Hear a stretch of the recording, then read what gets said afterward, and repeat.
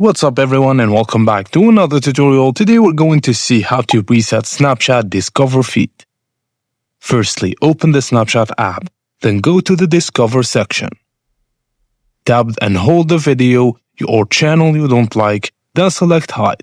This tells Snapchat stop showing similar content. Also, open a video you don't want to see, then tap the three dots in the top right corner. Select Report Snap and then choose a reason, then tap Submit. This helps improve your feed and removes inappropriate content.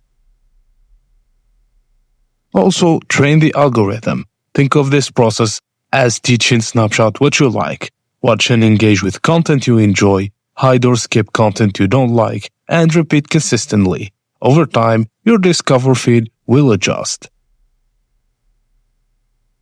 And that's it guys, as simple as that. Thank you for watching, and please don't forget to like and subscribe for more tips and tricks like this.